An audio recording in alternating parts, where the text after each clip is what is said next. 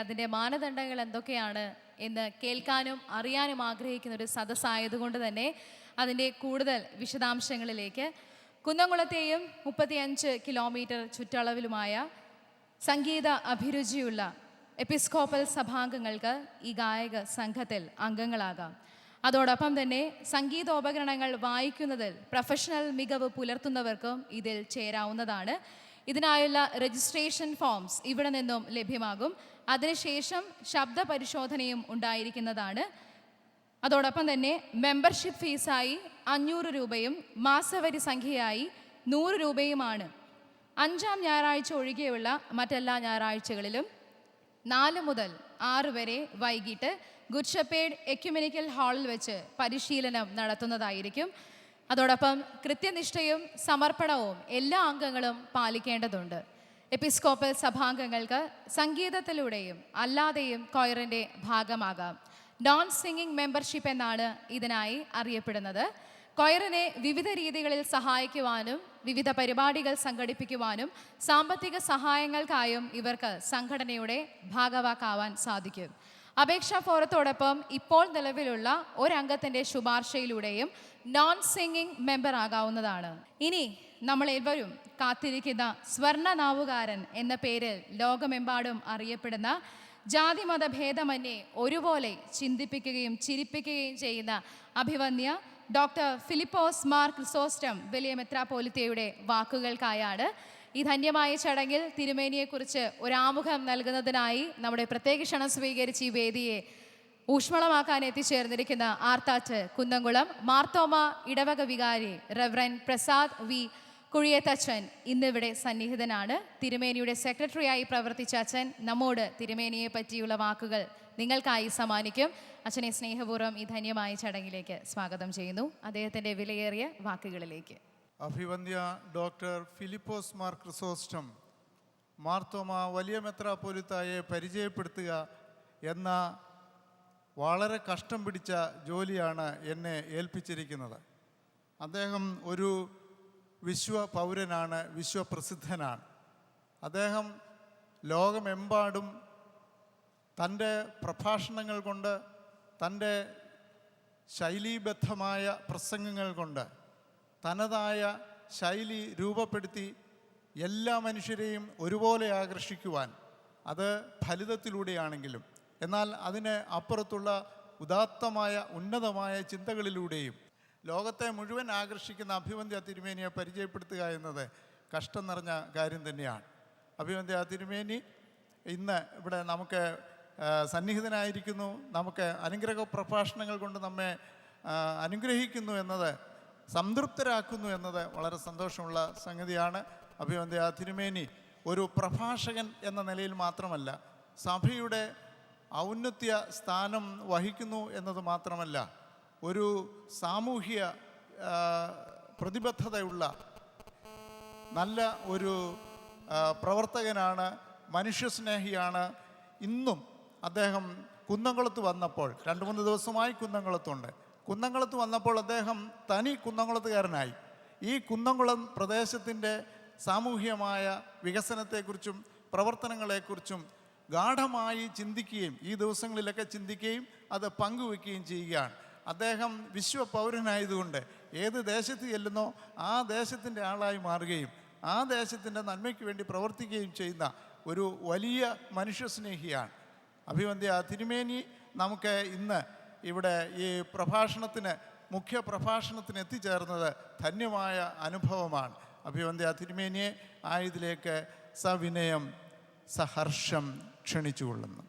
അഭിവന്യ തിരുമേനിമാരെ, വന്യ വൈദികരെ, ഞങ്ങളെ എല്ലാം കാത്തു സൂക്ഷിക്കുന്നതായ പട്ടാളത്തിലെ ഉയർന്ന ഉദ്യോഗസ്ഥരെ, അവരുടെ കരുതൽ കൊണ്ട് ജീവിച്ചിരിക്കുന്നതായ മഹതികളെ, മഹാന്മാരെ, മറ്റിവിടെ സന്നിധരായിരിക്കുന്നവരെ, നിങ്ങൾക്കെല്ലാവർക്കും എൻ്റെ അഭിവാദനം. ഒന്നാമതായിട്ട്, ഭാരതം സ്വാതന്ത്ര്യമാകുവാൻ നേതൃത്വവും ഉപദേശവും പ്രവർത്തന ശൈലിയും സ്വീകരിച്ച് ഭാരതത്തിനു വേണ്ടി ജീവിച്ച് ഭാരതത്തിനു വേണ്ടി ജീവൻ നൽകി ഭാരതത്തെ ഒരു സ്വതന്ത്ര രാജ്യമാക്കുന്നതിൽ പ്രവർത്തിച്ച എല്ലാ രാഷ്ട്രീയ നേതാക്കന്മാരെയും ഓർത്ത് ദൈവത്തെ സ്തുതിക്കുകയും അവരുടെ എല്ലാ ദാനങ്ങൾക്കായി ദൈവത്തെ മഹത്വപ്പെടുത്തുകയും ചെയ്യും. ഇന്തോ പാകിസ്ഥാൻ യുദ്ധം ആരംഭിച്ചപ്പോൾ വടക്കേ ഇന്ത്യയിൽ ഒരു ട്രെയിനിൽ ഞാൻ സഞ്ചരിക്കുകയായിരുന്നു. ഓരോ സ്റ്റേഷനിൽ വന്നപ്പോഴും അവിടെ ധാരാളം ആളുകൾ കൂടിയിട്ട് ഈ പട്ടാളക്കാർ മൂവ് ചെയ്യുകയാണ്. അവർക്ക് പാല്, പഴം, മറ്റ് ഓരോ മധുരപലഹാരം, ലഡുവൊക്കെ കൊടുക്കും. ഒരു സ്റ്റേഷനിൽ ഞാൻ ഒരു സ്ത്രീയോട് ചോദിച്ചു, നിങ്ങൾ എന്താണ് ഈ ചെയ്യുന്നത്? എനിക്ക് മനസ്സിലാകുന്നില്ല. ഇന്ത്യ ഒരു അഹിംസയുടെ രാജ്യമാണ്. ഇവരിപ്പോൾ ആളുകളെ കൊല്ലാനായിട്ട് പോകുന്നവരാണ്. ഇന്ത്യയുടെ വലിയ പാരമ്പര്യം നശിപ്പിക്കാൻ ഇവിടെ നിന്നവർക്ക് പാലും ലഡുവും കൊടുക്കുന്ന നിങ്ങളെ ആരായിട്ട് ഞാൻ കരുതണമെന്ന് ചോദിച്ചു. ഒരു സ്ത്രീ ഉടൻ, ഞാൻ ഈ കല്യാണം കഴിച്ചിട്ടില്ലാത്തതുകൊണ്ട് സ്ത്രീകളുടെ വഴക്ക് കേട്ട് പരിചയമില്ല. അപ്പോൾ ഇവരങ്ങ് കോപിച്ചു, നീ ആരാന്ന് ചോദിച്ചു. നിനക്ക് എന്നും അറിയാമെന്ന് ഒക്കെ പല ചോദ്യങ്ങൾ ചോദിച്ചിട്ട് പറഞ്ഞു, നീ പറഞ്ഞതെല്ലാം അബദ്ധം. ഞാനും എൻ്റെ ഭർത്താവും എൻ്റെ മക്കളും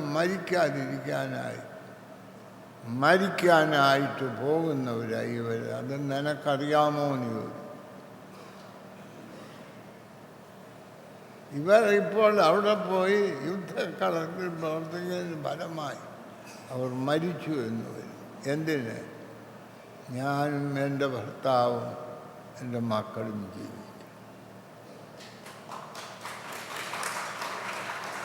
നമുക്ക് മനസ്സിലായല്ലോ ആർമി എന്ന് പറഞ്ഞാൽ എന്താണ്.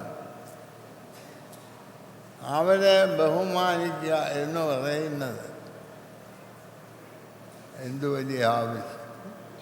അന്ന് മുതൽ ഞാൻ എല്ലാ ആഴ്ചയിലും ഒരു ദിവസം പട്ടാളക്കാർക്ക് വേണ്ടി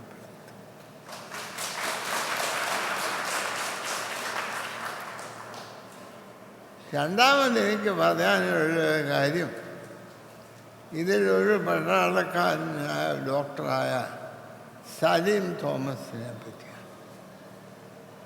അദ്ദേഹത്തിൻ്റെ പിതാവ് ഞാനും കൂടി ഒരുമിച്ച് ആലുവ കോളേജിൽ പഠിച്ചതാണ്. അദ്ദേഹം സമർത്ഥനായിരുന്നു, ഞാൻ മോശമായിരുന്നു എന്നുള്ളത് പബ്ലിക്കായിട്ട് ഞാനിപ്പോൾ പറയുന്നില്ല.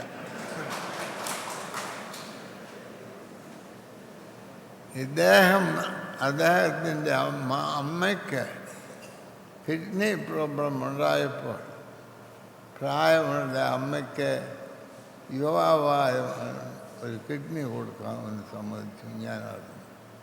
ഞാൻ കാണാൻ ചെന്നു.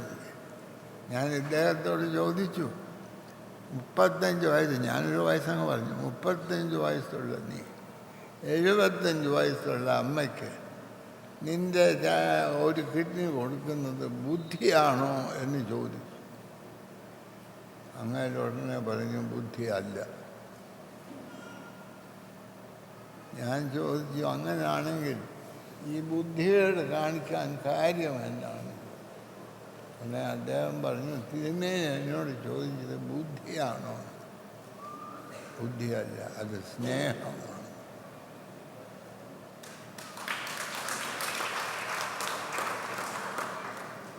ഇന്ന് ലോകത്തിൻ്റെ വലിയ ആവശ്യം എന്താണെന്ന് ചോദിച്ചാൽ നിങ്ങൾ എന്തു പറയും?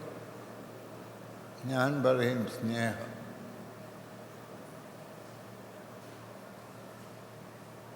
സ്നേഹത്തെ പറ്റിയുള്ള തെറ്റിദ്ധാരണയല്ലാതെ ശരിയായ ധാരണ ആർക്കെങ്കിലും ഉണ്ടോയെന്ന് എനിക്ക് സംശയമുണ്ട്. എൻ്റെ അമ്മ മൂലമാണ് ഞാൻ ഈ ലോകത്തിലുണ്ടായി. അതുകൊണ്ട് എൻ്റെ അമ്മയ്ക്ക് എന്ത് ചെയ്യുന്നതും വലുതാണ്. നിങ്ങൾ ശബരിമല കേട്ടിട്ടുണ്ട്? അവിടെ എന്താ നടന്നതെന്നറിയാം.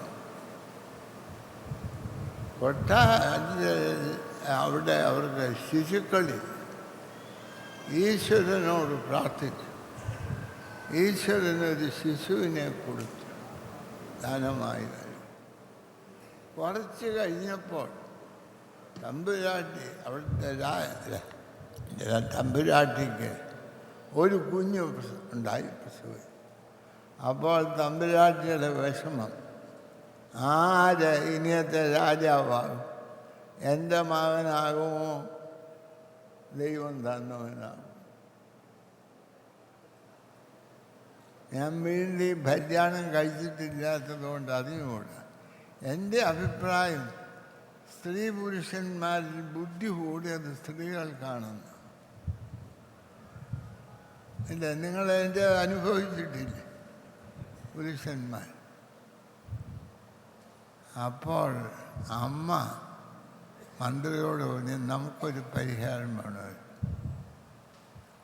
മന്ത്രി പറഞ്ഞു, ഞാനൊരു പരിഹാരം പറയും. അമ്മ സുഖക്കേടായി കിടക്കണം, ഞാനൊരു രോഗിയെ വൈദ്യരെ വിളിച്ചുകൊണ്ട് വരാം. വൈദ്യർ വന്നൊരു ചികിത്സ പറയും. ആ ചികിത്സയോടുകൂടെ ഈ കുട്ടി ഇല്ലാതാകും. ആട്ടെന്ന് പറഞ്ഞ് അമ്മ സമ്മതിച്ചു. അമ്മ സുഖക്കേട്ട് നടിച്ച് കിടന്നു. വൈദ്യർ വന്നു നോക്കിയിട്ട് വൈദ്യർ പറഞ്ഞു, ഈ ഗുളിക പുലിയുടെ പാല് കലക്കി കുടിക്കണം. നല്ല വിദ്യയാണ്. നമ്മളെ തട്ടിൽ പിതാവിനൊന്നും ഇതറിയാൻ വയ്യ, അല്ലേ ആശുപത്രിയിൽ അത് മതിയായിരുന്നു. അതായത് നിങ്ങൾ ഈ ഗുളിക പുലിയുടെ പാൽ പഠിച്ച് കുടിക്കണമെന്ന് പറഞ്ഞു വിട്ടാൽ ആർക്കേലും നമ്മെ കുറ്റം പറയാനോ? തട്ടിൽ പിതാവ് വലിയ കുടുംബമാണ്, വലിയ കാര്യമൊക്കെ നാളെ ആളാണേലും ഇത്ര സിമ്പിളായ ഒരു കാര്യം അറിയാൻ വയ്യ. അതാണ് ചിലർക്കുള്ള ദോഷം. വലിയ കാര്യം അറിയുള്ളൂ, ചെറിയ കാര്യം അറിയാത്ത. അതെ, അതുകൊണ്ട് മനസ്സിലായത്, ഇത് പുലിയെ പിടിക്കാൻ ചെല്ലുന്നവൻ പുലിയെ പിടിച്ച് കഴിയുമ്പോൾ പുലി അവനും കാണുകയില്ല. അപ്പം ആരാ പാല് കൊണ്ടുവരും? അവിടെയെല്ലാം പ്രശ്നമായി. ഉടനെ മകൻ പറഞ്ഞു, ദൈവം നൽകിയ മകൻ പറഞ്ഞു, ഞാൻ പോയിക്കൊള്ളു. എല്ലാവരും പറഞ്ഞു, ബുദ്ധികേടാണ്, പുലിയെ പിടിക്കാനൊക്കുകയില്ല, പുലിയെ പാല് കറക്കാൻ നിൽക്കുന്ന അത് നിന്നെ അങ്ങനെ ഒന്നും വേണ്ട. എനിക്ക് ജീവൻ തന്നെ എൻ്റെ അമ്മയ്ക്ക് വേണ്ടി, അമ്മയുടെ ജീവന് വേണ്ടി എന്തും ചെയ്യാൻ തയ്യാറാണ്. അദ്ദേഹം പോയി. എന്തുണ്ടായി? അദ്ദേഹം പുലിക്കൂട്ടത്തെ പിടിച്ചുകൊണ്ട്. അതായത് എൻ്റെ അമ്മയ്ക്ക് വേണ്ടി ഞാൻ എന്തും ചെയ്യും. എൻ്റെ ജീവൻ എനിക്ക് 2 കിഡ്നിയും കൊടുക്കണേലും കൊടുക്കും എന്ന് പറയാണ്ടൊക്കെ ധൈര്യമുള്ള ആൾ. ഞാനിത് കേട്ട് കഴിഞ്ഞപ്പോൾ അദ്ദേഹം ഇപ്പോൾ ഓർക്കുന്നുണ്ടോയെന്നറിയാൻ പാടില്ല. ഞാൻ അദ്ദേഹത്തോട് പറഞ്ഞു, നിങ്ങളുടെ വലത്ത് കൈ എടുത്ത് എൻ്റെ തലയിലോട്ട് വെച്ചിട്ട് എന്തെങ്കിലും ഒരു പ്രാർത്ഥന ഒന്ന് പ്രാർത്ഥിക്കണമെന്ന് പറഞ്ഞു. അദ്ദേഹം പറഞ്ഞു, നല്ല ആഗ്രഹം, അത് മനസ്സിലിരുന്നോട്ടെ, ഞാൻ ചെയ്യത്തില്ലെന്ന്. അതാണ് അദ്ദേഹം മഹാനാണേലും ഒരു സാധുവായ ഞാനൊരു അപേക്ഷ നടത്തിയിട്ട് ചെയ്തു തന്ന ആളല്ല. എൻ്റെ തലയിലോട്ട് കൈവച്ച് പ്രാർത്ഥിക്കാൻ പറഞ്ഞപ്പോൾ അപ്പോൾ 2 കാര്യം അങ്ങനെ ബുദ്ധിമാനാണെന്നും അദ്ദേഹം മനുഷ്യ സ്നേഹിയാണെന്നും 2 കൂടെ. അതാണ് ഈ നമ്മുടെ സോൾജേഴ്സ്, ആർമി. നമുക്ക് ഇന്നത്തെ പ്രശ്നം മനുഷ്യനെ കരുതുന്നില്ല. മനുഷ്യനെ നശിപ്പിക്കുന്നതിനുള്ള കാര്യങ്ങളാണ്. മനുഷ്യൻ ജീവിക്കുന്നതിന് വേണ്ടി. ഞാൻ 4ാം ക്ലാസ് വരെയൊക്കെ പഠിച്ച ആളാണ്. ഞാൻ 4ാം ക്ലാസ്സിൽ പഠിക്കുമ്പോൾ ഞങ്ങളുടെ അടിസ്ഥാന ആവശ്യങ്ങൾ മനുഷ്യൻ ചോദിച്ചിട്ടുണ്ട്. അന്നേരം പറയുന്നത് വായു, വെള്ളം, പാർപ്പിടം, ഭക്ഷണം, ആരോഗ്യം, ഇങ്ങനെ 7 കാര്യമോ മറ്റോ ഉണ്ട്. അത് എല്ലാവർക്കും ലഭിക്കണം. ഇന്ന് അതെല്ലാം ഉള്ളവരാര്? ഇന്ന് നമ്മുടെ എല്ലാവരുടെയും ജീവിതഗതി അടിസ്ഥാനമായ ആവശ്യങ്ങൾ നശിപ്പിക്കുകയാണ്. ഇവിടെ ഇരിക്കുന്നതിലേക്കും വളരെ ഉന്നതനായ ഒരാളാണ് തട്ടിൽ തിരുമേനി. ഞാനത് പറഞ്ഞതിൻ്റെ കാര്യം, അദ്ദേഹത്തെ പറ്റി അങ്ങനെ പറഞ്ഞാൽ പിന്നെ അദ്ദേഹം അത് എതിർക്കുകയല്ലോ. സത്യമാണേലും അല്ലെങ്കിലും അദ്ദേഹം എതിർക്കുക. അതുകൊണ്ട് പറഞ്ഞാണ്. എന്നാൽ ആ തിരുമേനി പോലും ഇത് ചെയ്യുന്നുണ്ട്. ഇന്ന് അടിസ്ഥാന ആവശ്യങ്ങൾ നിഷേധിക്കപ്പെട്ട എത്രയോ മനുഷ്യരിവിടെയുണ്ട്. അതിനാവശ്യമുണ്ടോ? ഞാനൊരു ചെറിയ ചോദ്യം ചോദിക്കും. എനിക്ക് വലിയ കാര്യങ്ങൾ അറിയാൻ പാടില്ല. എന്താണെന്ന് ചോദിച്ചാൽ, ഈ കുന്നംകുളം എന്ന് പറയുന്ന സ്ഥലത്ത് ഉള്ള ആളുകളുടെ സമ്പാദ്യമെല്ലാം കൂടെ എടുത്താൽ ഒരു കുടുംബത്തിന് എത്ര രൂപ ആകും നിങ്ങൾക്ക് പറയാം? എല്ലാ കുടുംബങ്ങളുടെ ആവശ്യങ്ങൾ കഴിഞ്ഞ് പിന്നെ തൃശ്ശൂർക്കാർക്കൂടെ കൊടുക്കാനുള്ള രൂപമുണ്ട്. എന്നാൽ നമ്മൾ ചെയ്യുന്നുണ്ടോ? എന്നാൽ പട്ടാളക്കാരാര് നമുക്ക് സ്വാതന്ത്ര്യം വാങ്ങിച്ചു തന്നു എന്നുള്ളത് ഇന്നത് സൂക്ഷിക്കാൻ പഠിക്കണം. ദൈവം മനുഷ്യനെ സൃഷ്ടിച്ചപ്പോൾ ദൈവത്തിൻ്റെ സ്വരൂപത്തിൽ സൃഷ്ടിച്ചു. ഇന്ന് നമ്മിൽ ആരെ പോലെ ദൈവം? ആരെ പോലെ? എന്നെ കണ്ടവൻ പിതാവിനെ കണ്ടിരിക്കുന്നു ക്രിസ്തു പറഞ്ഞു. എന്നാൽ തട്ടിൽ പിതാവിനോ എനിക്കോ ഞങ്ങളെ കണ്ടവർ ദൈവത്തെ കണ്ടു എന്ന് പറയാൻ ധൈര്യമുണ്ടോ? ഇല്ല. ഞങ്ങൾ ദൈവത്തെപ്പറ്റി തെറ്റിദ്ധാരണ ലോകത്തിൽ ഉളവാക്കാൻ സമർത്ഥരാണ്.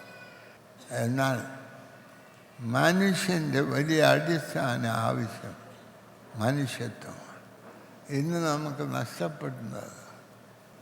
ഒരു കമ്മ്യൂണിസ്റ്റ് മന്ത്രി എന്നോട് പറഞ്ഞു, തിരുമേനി, കുടുംബങ്ങൾ നന്നാകാതെ കേരളം നന്നാകാൻ പോകുന്നില്ല.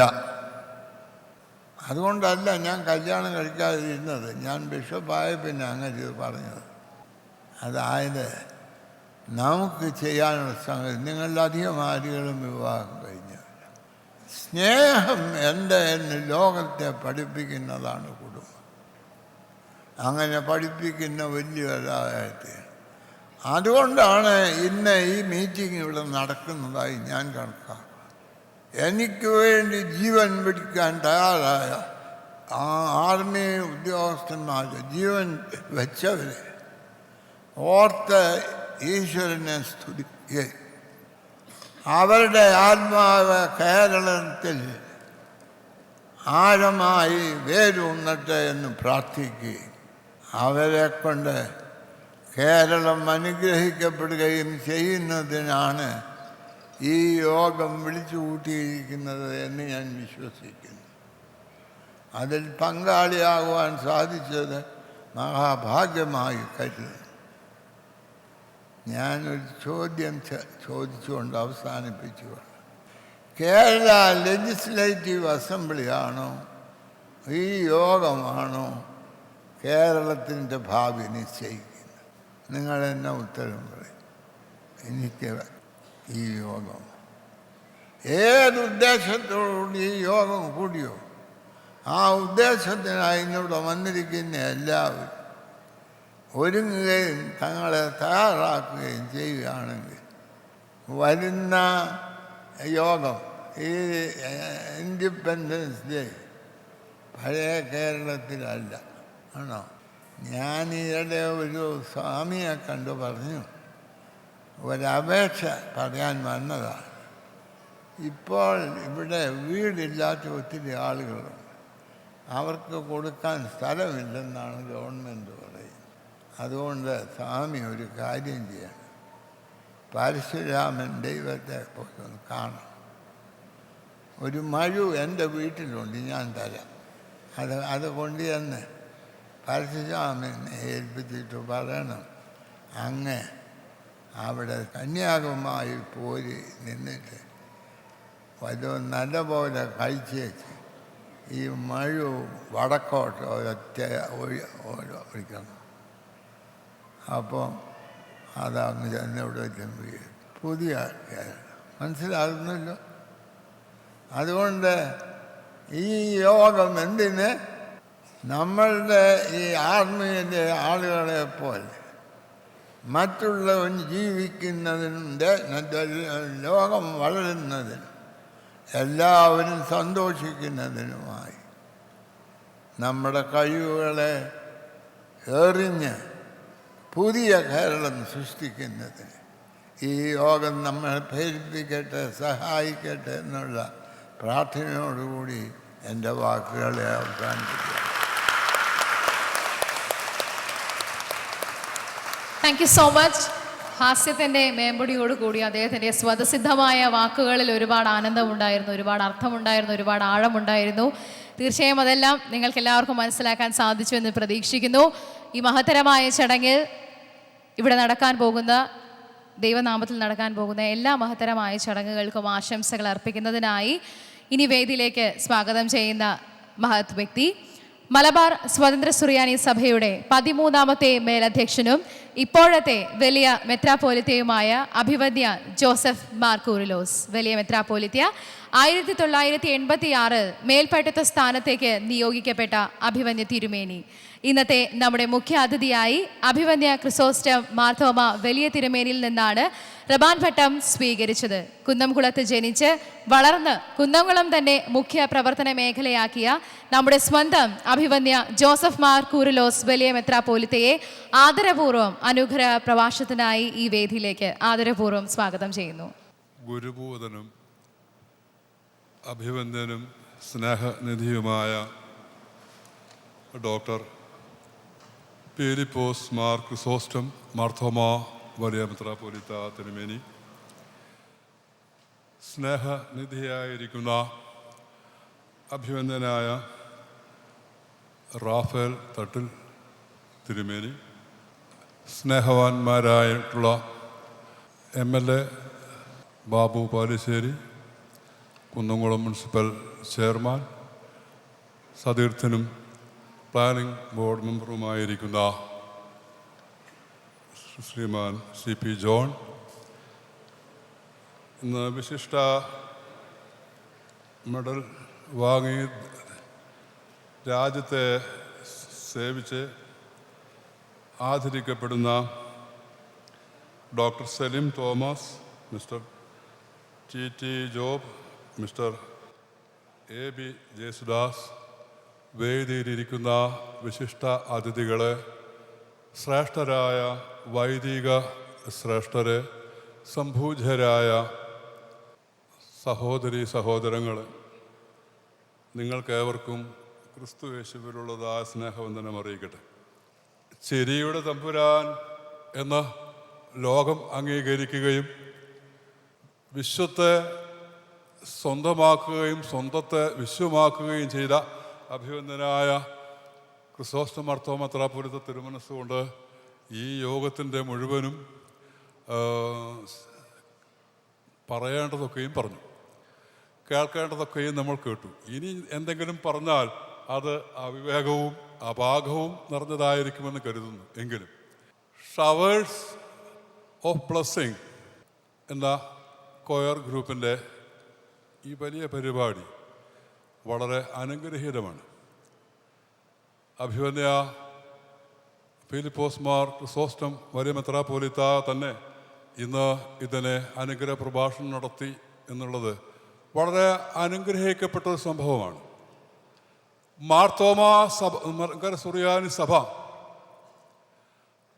എല്ലാ വർഷവും മെയ് മാസത്തെ അവസാനത്തെ ഞായറാഴ്ച വിശുദ്ധ സംഗീത ദിനമായിട്ട് ആചരിച്ചു വരുന്നു. അപ്പോൾ സംഗീതത്തിൻ്റെ ധ്വനി, മർമ്മം, അതിൻ്റെ ആനുകാലികമായ പ്രസക്തി എന്തെന്ന് പഠിപ്പിക്കുകയും പ്രചരിപ്പിക്കുകയും ചെയ്യുന്ന ഒരു സഭയുടെ പരമോന്നത സ്ഥാനീയനായ അഭിവന്യ വലിയ മെത്രാപ്പൊലീത്ത തിരുമനസ്സുകൊണ്ട് തന്നെ ഇന്ന് നമുക്ക് ഈ അനുഗ്രഹ പ്രഭാഷണം നടത്തിയത് അഭിമാനിപ്പാനും സന്തോഷിപ്പാനും വക നൽകുന്നു. ഇന്ന് ജോലിക്കായിട്ട് പോകുന്നതായ അനേകരെ അവരുടെ മരുന്നിൻ്റെ ശേഖരങ്ങളിലേക്കൊന്ന് കണ്ണോടിക്കും. അല്പം വൈറ്റമിൻ ഗുളികകളൊക്കെ സംഘടിപ്പിച്ച് കഴിച്ച് ഭക്ഷണത്തോടൊപ്പം അതും വിഴുങ്ങി അവർ ജോലിക്ക് ശക്തി നേടുന്നു.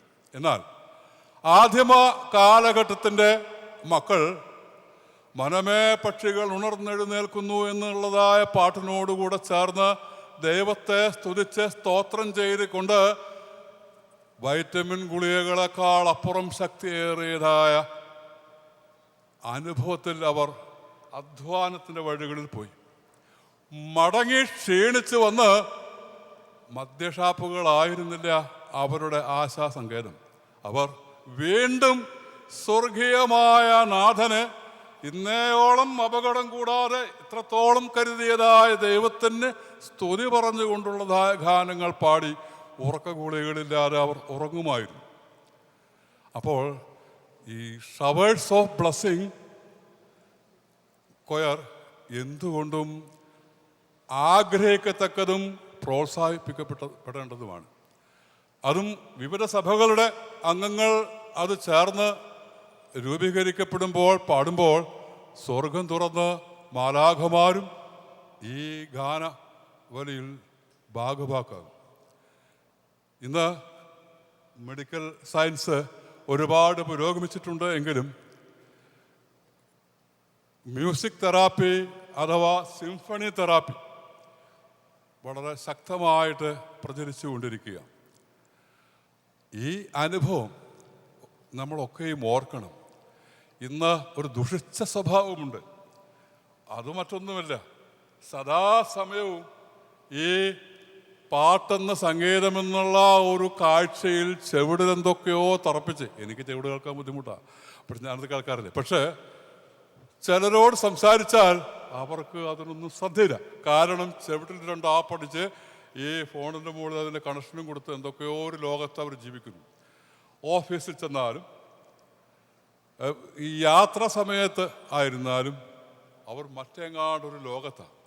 അത് ഗുണത്തേക്കാൾ അധികം ദോഷമേ ചെയ്യുള്ളൂ എന്നുള്ളത് ഇന്നത്തെ ചെറുപ്പക്കാർ മനസ്സിലാക്കേണ്ടതായിട്ടുണ്ട്. എന്നാൽ തങ്ങൾക്കും സമൂഹത്തിനും അർത്ഥമുള്ളതാക്കുന്ന അനുഗ്രഹീതമാകുന്നതായ ഗാനങ്ങൾ കേൾക്കുന്നതും പാടുന്നതും അത് നമുക്കും മറ്റുള്ളവർക്കും അനുഗ്രഹത്തിനും മുഖാന്തരമായി തീരും. ഇന്ന് 3 ധീര സേനാനികളെ നമ്മൾ ആദരിക്കുന്നു. മൺമറഞ്ഞു പോയിട്ടുള്ള ആ സേനാനികളുടെ ഓർമ്മയ്ക്ക് മുമ്പിൽ നമ്മൾ ആദരാഞ്ജലികൾ അർപ്പിക്കുന്നു. ബലഹീനനായ ഞാനും ഒരു പട്ടാളക്കാരൻ്റെ മകനാണ്. രണ്ടാം ലോകമഹായുദ്ധത്തിൽ പങ്കെടുത്ത ഒരു ഹവീൽദാർ മേജറുടെ മകനാണ്. അപ്പോൾ കഷ്ടതയുടെ അനുഭവങ്ങളൊക്കെയും പറഞ്ഞു കേട്ട് പരിശീലിച്ചിട്ടുണ്ട്. അപ്പോൾ ആ ധീര ജവാന്മാരായിരിക്കുന്ന പ്രിയപ്പെട്ട ഡോക്ടർ സലിം തോമസിനെയും മിസ്റ്റർ ടി ജോബിനെയും മിസ്റ്റർ എ.ബി. ജേസുദാസിനെയും അവർ സേവിച്ചതായ നാട് എന്നും ഓർക്കും. സർവശക്തനായ ദൈവം തമ്പുരാൻ അവരുടെ വിശ്രമ ജീവിതം ധന്യമാക്കും എന്ന് പ്രാർത്ഥനയോടുകൂടെ മൺമറഞ്ഞു പോയ എല്ലാ വീര സേനാനികൾക്കും ആദരാഞ്ജലികൾ അർപ്പിച്ചുകൊണ്ടും ബ്ലസ്സിങ് ഷവേഴ്സ് ഓഫ് ബ്ലസ്സിങ് കൊയറിന് എല്ലാ മംഗളങ്ങളും നേർന്നുകൊണ്ടും എന്നെ ക്ഷണിച്ചതായ ഇതിൻ്റെ ഭാരവാഹികളോട് നന്ദി രേഖപ്പെടുത്തിക്കൊണ്ടും എൻ്റെ വാക്കുകളെ അവസാനിപ്പിക്കുന്നു. സർവശക്തനായ ദൈവം തമ്പുരാൻ നമ്മെ അനുഗ്രഹിക്കും. Thank you so much. ആശംസകൾ അർപ്പിക്കുന്ന ഈ ചടങ്ങിലേക്ക് ഇനി സ്നേഹപൂർവ്വം സ്വാഗതം ചെയ്യാനുള്ളത് അഭിവന്യ മാർ റാഫേൽ തട്ടിൽ തിരുമേനിയെയാണ്. 1956 ഏപ്രിൽ 21 സാംസ്കാരിക നഗരിയായ തൃശ്ശൂരിൽ ജനിച്ച ഇദ്ദേഹം സെൻറ് തോമസ് കോളേജ് ഹൈസ്കൂളിലെ പഠനത്തിന് ശേഷം 1971 ജൂലൈ 4 സെൻറ് മേരീസ് സെമിനാരിയിൽ ചേർന്നു. വിവിധങ്ങളായ സ്ഥാനങ്ങൾ കൈവരിച്ച ഇദ്ദേഹം ഇപ്പോൾ സീറോ മലബാർ സഭയുടെ തൃശ്ശൂർ അതിരൂപത സഹായ മെത്രാനാണ്. നമുക്ക് സ്വാഗതം ചെയ്യാം. ലോകത്തിന് ദുർലഭമായത് എന്താണെന്ന് ചോദിച്ചാൽ നിസ്വാർത്ഥമായ സ്നേഹവും നിറഞ്ഞൊരു പുഞ്ചിരിയുമാണ്. അതെപ്പോഴും സദാ മുഖത്ത് കാത്തു സൂക്ഷിച്ചുകൊണ്ട് എല്ലാവരെയും ഒരു ചെറു പുഞ്ചിരിയിൽ സമാധാനിപ്പിക്കുകയും ആശ്വസിപ്പിക്കുകയും ചെയ്യുന്ന നമുക്ക് ഏവർക്കും പ്രിയങ്കരനായ അഭിവന്യ മാർ റാഫേൽ തട്ടിൽ തിരുമേനിയെ സ്നേഹത്തിൻ്റെ ഭാഷയിൽ ധന്യമായ ചടങ്ങിലേക്ക് ആശംസകൾ അർപ്പിക്കുന്നതിനായി സ്വാഗതം ചെയ്യുന്നു.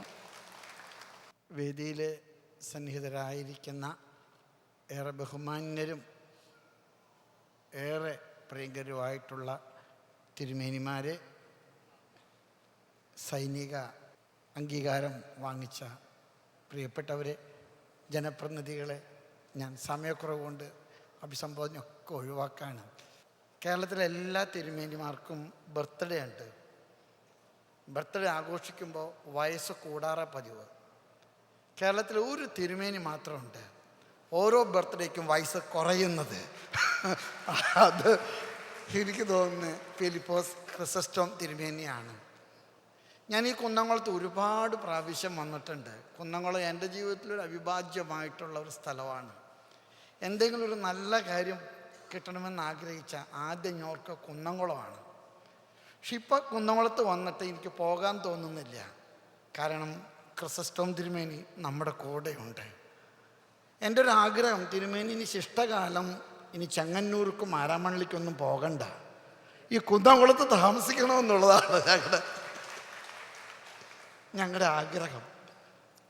സത്യം പറഞ്ഞു കഴിഞ്ഞാൽ 97 വയസ്സായിട്ടും പെണ്ണ് കാണാൻ പോയ പുതുമോടി ചെക്കനെ പോലെയാണ് സ്റ്റേജിൽ തിരുമേനിയിരിക്കുന്നത്. എനിക്കത് അത്ഭുതമായിട്ട് തോന്നുക. ഞങ്ങളൊക്കെ ഇങ്ങനെ ചെറുപ്പം പിള്ളേർ ഇവിടെ ഇരിക്കുമ്പോഴും ശ്രദ്ധ മുഴുവൻ തിരുമേനിയിലേക്കാണ്. ഞാൻ അവസാനിപ്പിക്കുക. ഇന്ന് ഒരു പക്ഷേ ഏറ്റവും സമ്മാനം കൊടുക്കുന്ന ഒരു പങ്കാളി ഈ മീറ്റിങ്ങിൽ ആരാണെന്ന് ചോദിച്ചാൽ ഏറ്റവും കുറച്ച് പറയുന്നവനായിരിക്കും. അപ്പം അതുകൊണ്ട് ഞാൻ കൂടുതലൊന്നും പറയുന്നില്ല. തിരുമേനി പറഞ്ഞ ചിന്തയോട് ചേർത്തൊരു ചിന്ത വയ്ക്കാൻ എനിക്ക് ആഗ്രഹമുണ്ട്. നമ്മുടെ നാടിൻ്റെ 68ാമത് സ്വാതന്ത്ര്യദിനമാണ്. വികസനത്തെക്കുറിച്ചാണ് എല്ലാവരും സംസാരിക്കുന്നത്. CP ജോണ കൂടി ഇരിപ്പുണ്ട്. ഈ തട്ടകത്തിൻ്റെ സ്വന്തമാണ്. വീതി കൂടിയ റോഡ്, വലുപ്പമുള്ള വീട്, തിന്നു തീർക്കാൻ പറ്റാത്ത വിഭവങ്ങളുടെ സദ്യ. വികസനമെന്ന് പറയുന്നത് മുഴുവൻ വലുപ്പമാണ്. പക്ഷെ എനിക്കെപ്പോഴും തോന്നിയിട്ടുണ്ട് നമ്മുടെ സമൂഹത്തിൽ നിന്ന് സംഭവിച്ചു കൊണ്ടിരിക്കുന്നത് ഈ വലുപ്പത്തിനൊത്ത് മനുഷ്യൻ്റെ ഹൃദയം വലുതാകുന്നില്ല. ഈ ക്രിസസ്റ്റോം തിരുമേനി 97 വയസ്സായിട്ടും എത്ര വലിയ ഹൃദയം. കമ്മ്യൂണിസ്റ്റുകാർ പിതാവിൻ്റെ ആത്മമിത്രങ്ങളാണ്. RSS, BJP, VHP പിതാവിൻ്റെ സ്വന്തം വീട്ടിലെ ആളുകളാണ്. എല്ലാ സഭാ വിഭാഗങ്ങളും, മർത്തോമക്കാരുടെ മാത്രം ഒരു സ്വകാര്യ സ്വത്തല്ല തിരുമേനി. എല്ലാവരെയും ഉൾക്കൊള്ളാൻ മാത്രമുള്ളൊരു ഹൃദയം. എനിക്ക് തോന്നുന്നു ഈ ഷവേഴ്സ് ഓഫ് ബ്ലെസ്സിങ് ഞാൻ ഈ 68ാമത്തെ സ്വാതന്ത്ര്യ ദിനത്തിൽ ഇപ്പോൾ പങ്കെടുക്കുന്ന ഒരു 12ാമത്തെ പരിപാടിയാണ്. ഈ കൊല്ലം ഇന്ത്യയിൽ നടത്തിയ ഏറ്റവും നല്ല സ്വാതന്ത്ര്യദിന പരിപാടി ഏതാണെന്ന് ചോദിച്ചാൽ അത് ഷവേഴ്സ് ഓഫ് ബ്ലെസ്സിങ് ആണ്. 100 പേര് കൂടെ ചേർന്നിട്ട് ഒറ്റ താളത്തിൽ പാടുക, പിച്ച് തെറ്റിക്കാതിരിക്കുക. ഇന്ത്യ എന്ന മഹാരാജ്യത്തിൽ 110 കോടി ജനങ്ങൾ ഒരു സ്വരത്തിൽ പാടുന്ന ഒരു നല്ല ഇന്ത്യയെ സ്വപ്നം കാണാൻ ഈ ഷവേഴ്സ് ഓഫ് ബ്ലെസ്സിങ് കാരണമാകട്ടെ എന്ന് പ്രാർത്ഥിച്ചുകൊണ്ട് എല്ലാ നന്മയും ഭാവം നേർന്നുകൊണ്ട് നിർത്തുന്നു. നന്ദി. Thank you so much for your valuable words. ഇന്നത്തെ ഈ ധന്യമായ ചടങ്ങിൻ്റെ മുഖ്യമായ ഒരു പ്രധാനപ്പെട്ട ചടങ്ങിലേക്ക് സദസ്സിൻ്റെ അനുമതിയോട് കൂടി തന്നെ എത്തിച്ചേരുകയാണ്. നമ്മുടെ ഇന്നത്തെ ഈ സന്തോഷങ്ങൾക്കും ഈ ജീവിതത്തിനും തന്നെ കാരണക്കാരായ നമ്മുടെ പ്രിയ സഹോദരങ്ങൾക്കും സഹോദരികൾക്കും വേണ്ടി അവർക്കുള്ള ഹൃദയം കൊണ്ടുള്ള ഒരു സമർപ്പണം. നിങ്ങൾ ഒറ്റയ്ക്കല്ല ഈ ലോകത്തിൽ നിന്നും മാറ്റപ്പെട്ടത്. നിങ്ങളുടെ സേവനം നിങ്ങളുടെ പ്രിയപ്പെട്ടവർക്ക് വേണ്ടി മാത്രമായിരുന്നില്ല, പക്ഷേ ഞങ്ങളെപ്പോലുള്ളവർക്ക് കൂടിയാണ് നമ്മുടെ ദേശീയ പതാകയ്ക്ക് കാവലായി കുടുംബങ്ങളിലെ അമ്മമാർക്കും മക്കൾക്കും വേണ്ടി, അവരുടെ നല്ല നിദ്രയ്ക്കായി, ഇന്ത്യക്കാർക്ക് വേണ്ടി, സ്വാതന്ത്ര്യ സേനാനികൾക്ക് വേണ്ടി, അകാലത്തിൽ പൊലിഞ്ഞു പോയവർക്ക് വേണ്ടി നിങ്ങൾ ഒറ്റയ്ക്കല്ല. ഒരു ഇന്ത്യൻ സൈനികൻ നഷ്ടപ്പെടുമ്പോൾ അത് ഒരു മഹത് വ്യക്തിയുടെ അസാന്നിധ്യം മാത്രമല്ല ഉണ്ടാകുന്നത്, മറിച്ച് ഞങ്ങളിൽ ഒരാളായ, ഞങ്ങളുടെ ഭാഗമായ ഒരാളുടെ വലിയ നഷ്ടപ്പെടൽ കൂടിയാണ്. ചീറി പാഞ്ഞു വരുന്ന ബുള്ളറ്റുകളിൽ നിന്നും നിങ്ങൾ രക്ഷിച്ചത് നാടിനെ മാത്രമല്ല എന്ന് തോന്നുന്നു. പക്ഷേ നാടിനെ മാത്രം എന്നതൊക്കെയാണെങ്കിൽ കൂടിയും അതൊരു വലിയ സമൂഹത്തിൻ്റെ നന്മ കൂടിയായിരുന്നു. ഒരു ജനതയെ മുഴുവനായാണ് ദൈവം അനുഗ്രഹിച്ച കൂട്ടമാണ് നിങ്ങളുടേത്. മറ്റുള്ളവരുടെ കണ്ണീരൊപ്പാൻ സ്വന്തം കണ്ണുനീരിനെ, ചോരയെ ബലിയാക്കി നിങ്ങൾ നേടിത്തന്ന സ്വാതന്ത്ര്യത്തിന് പകരം വയ്ക്കാൻ എന്താണ് ഞങ്ങളുടെ കൈവശമുള്ളത്? ഈ ലോകത്തിൽ നിന്നും മാഞ്ഞുപോയ ആ ധീര ജവാന്മാർക്ക് വേണ്ടി, പാതി ജീവിതമായി ജീവിക്കുന്ന യോദ്ധാക്കൾക്ക് വേണ്ടി, സ്വാതന്ത്ര്യത്തിൻ്റെ രക്തം ഇന്നും സിരകളിൽ ആവേശമായി കൊണ്ടു നടക്കുന്ന സൈനിക പ്രമുഖർക്ക് വേണ്ടി, അവരെ രാജ്യത്തിന് വേണ്ടി സമർപ്പിച്ച അവരുടെ പ്രിയപ്പെട്ട മാതാപിതാക്കൾക്ക് വേണ്ടി നമുക്ക് ഒരുമിച്ച് നിന്ന് പ്രാർത്ഥിക്കാം. അവരുടെ കുടുംബത്തെ ഒരു നിമിഷം മനസ്സിൽ ഓർക്കാം. സ്വന്തം ചോര കൊണ്ട് രാജ്യസ്നേഹത്തിൻ്റെ ചരിത്രമെഴുതിയ പോർക്കളത്തിൽ പോരാടി വീണ നമ്മുടെ ധീര സൈനികർക്ക് ആദരാഞ്ജലി അർപ്പിച്ചുകൊണ്ട് സ്മൃതിദീപം ഇന്നിവിടെ തെളിയിക്കുകയാണ്. കാൻഡിൽ ലിറ്റ് ട്രിബ്യൂട്ട് എന്ന ചടങ്ങ് ഇന്നിവിടെ നിർവഹിക്കുന്നതിനായി കുന്നംകുളത്തുകാരനും വീരചക്ര ജേതാവുമായ യശശരീരനായ ശ്രീ MO തോമാച്ചൻ്റെ പ്രിയ പത്നി വീർനാരി KV ചിന്നമ്മയാണ് ഇന്ന് ഈ ചടങ്ങ് ഈ വേദിയിൽ നിർവഹിക്കുന്നത്. മേഡത്തെയും ഒപ്പം അവരുടെ എല്ലാ കുടുംബാംഗങ്ങളെയും ആദരപൂർവ്വം ഈ വേദിയിലേക്ക് സ്നേഹത്തിൻ്റെ ഭാഷയെ സ്വാഗതം ചെയ്യുന്നു. വീരചക്ര ജേതാവ് CPO MO തോമാച്ചൻ മുഗിലിശ്ശേരി ഔസേപ്പിൻ്റെയും നേച്ചിയുടെയും മകനായി 1937 ഫെബ്രുവരി 26 തോമാച്ചൻ ജനിച്ചത്. കുന്നംകുളം ഗവൺമെൻറ് ഹൈസ്കൂളിലായിരുന്നു പഠനം. ഇന്ത്യൻ നേവിയിൽ ചേർന്ന് CPO ചീഫ് പെറ്റി ഓഫീസറായി വിരമിച്ചു. 22/11/1997 ഈ ധീര ജവാൻ നമ്മെ വിട്ടുപിരിഞ്ഞു. 1971 പാകിസ്ഥാൻ യുദ്ധത്തിൽ അസാമാന്യ ധീരത പ്രകടിപ്പിച്ചതിന് 5/12/1971 വീരചക്ര ബഹുമതി നൽകി രാഷ്ട്രം ഇദ്ദേഹത്തെ ആദരിച്ചു. അദ്ദേഹം ഇന്ത്യൻ നേവിയുടെ കപ്പലിൽ CPO ആയിരുന്നു. ശത്രുവിൻ്റെ വ്യോമാക്രമണ ഭീഷണിയെയും കരയിലെ യന്ത്രത്തോക്കുകളെയും തരിമ്പും കൂസാതെ 1971 ഡിസംബർ 4 കറാച്ചി തുറമുഖം ആക്രമിക്കപ്പെടുകയും ശത്രുസേനയ്ക്ക് കനത്ത നാശനഷ്ടങ്ങൾ വരുത്തുകയും ചെയ്തു. ദേശാഭിമാനം ഏറ്റവും കൂടുതൽ ഊർജിതമായി നിൽക്കുന്ന ഈ ധന്യമായ ചടങ്ങിൽ ആ ധീരതയാണ് അദ്ദേഹത്തിൻ്റെ ബഹുമതിക്ക് അർഹമാക്കിയത്. രാഷ്ട്രത്തിനു വേണ്ടി പൊരുതി വീണ ധീരസേനാനികൾക്ക് ആദരാഞ്ജലികൾ അർപ്പിച്ചുകൊണ്ട് അദ്ദേഹത്തിൻ്റെ പ്രിയ പത്നി വീർനാരി KV ചിന്നമ്മ ഈ ചടങ്ങിൽ സ്മൃതിദീപം തെളിയിക്കുന്നു. ഒപ്പം അദ്ദേഹത്തിൻ്റെ കുടുംബാംഗങ്ങളെയും. ദയവായി എല്ലാവരും ഒരു നിമിഷം എഴുന്നേറ്റ് നിൽക്കണമെന്ന് അഭ്യർത്ഥിക്കുന്നു.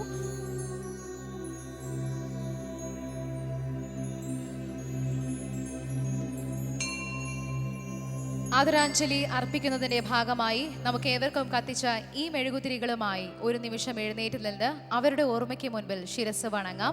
നമുക്ക് വേണ്ടി എല്ലാം ത്യജിച്ച ധീരർക്ക് വേണ്ടി, അവരുടെ ധീരതയ്ക്ക് വേണ്ടി, അവരുടെ കുടുംബത്തിന് വേണ്ടി പ്രാർത്ഥിക്കാം. നിറഞ്ഞ ഹൃദയത്തോടെ ഈ ധന്യമായ മുഹൂർത്തത്തിൽ ഒരു ഗാനം നമുക്ക് ആസ്വദിക്കാം. ഭാരതത്തിൻ്റെ അഖണ്ഡതയും മതേതരത്വവും കാത്തു സൂക്ഷിക്കുന്ന ജവാന്മാരുടെ ത്യാഗോജ്വലമായ ജീവിതത്തിൻ്റെ ഫലമാണ് നാം സ്വന്തമാക്കിയിരിക്കുന്ന ഈ ജീവിതവും സ്വാതന്ത്ര്യവും. പ്രതികൂല സാഹചര്യങ്ങളിൽ അതിരുകാക്കുന്ന ആ ജവാന്മാരുടെ ജീവിതത്തിന് മുൻപിൽ, അർപ്പണത്തിൻ്റെ മുൻപിൽ, ജീവാർപ്പണത്തിൻ്റെ മുൻപിൽ ഞങ്ങൾ പാടട്ടെ.